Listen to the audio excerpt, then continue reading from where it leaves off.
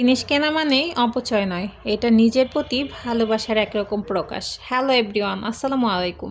কুয়াশা ঘেরা দুপুরে আমি চলে গেলাম টাঙ্গাইল ক্যাপসুল মার্কেটে। উত্তেজনা নিয়ে কাঁপতে কাঁপতে চলে যাচ্ছি কিছু কেনাকাটা করার জন্য। এখন 12:30 বাজে মেবি, তবে শহরটা কুয়াশায় এখনও ঢেকে আছে। কুয়াশা ঘেরা শহরও দেখতে বেশ ভালো লাগে। তবে আমার যে জিনিসগুলো কেনাকাটা করার আছে সেখানেই পৌঁছে গেলাম। তা আমার কিছু পর্দা কেনার ছিল। এই পর্দাগুলো দেখতে আমার বেশ ভালো লাগতেছিল। এগুলোর দাম মেবি আমার কাছে, আমার হাতে যেটা দেখা যাচ্ছে, এটা মেবি ২৬০০ টাকা করে ওনারা চাচ্ছে। তো দামাদামি করলে কিছুটা কমে আনা যাবে। আমার কাছে বেশ ভালো লাগতেছিল। তবে এতটা মানে যেগুলো পছন্দ হয় সেগুলোর দাম একটু বেশি হয়ে যায়। তবে দাম বেশি হলে কী হবে, কম দামিগুলোও পছন্দ হয় না। তাই এত বাজেট আজকে নিয়ে আসি নাই, তাই কেনাও হয় নাই।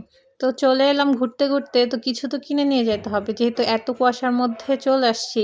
তো নিজের জন্য কিছু শাল, চাদর টাদর এগুলো দেখতেছিলাম। তো একটা একটা করে ট্রাই করতেছি কোনটাতে আমাকে সুন্দর লাগতেছে। আচ্ছা, এই কালারটা নিলে কি ভালো হবে বলেন তো? এটা ভালো লাগছে কিন্তু আমি নেই নাই।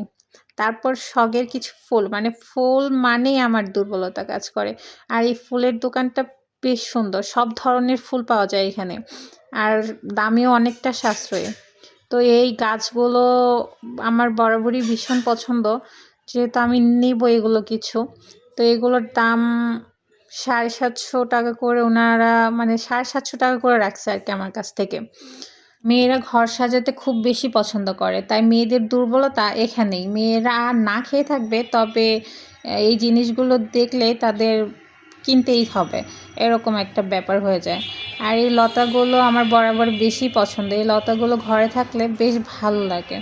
টিউলিপগুলো পার পিস ৫০ টাকা করে ছিল, যেটা আমার বেশ ভালো লাগছে।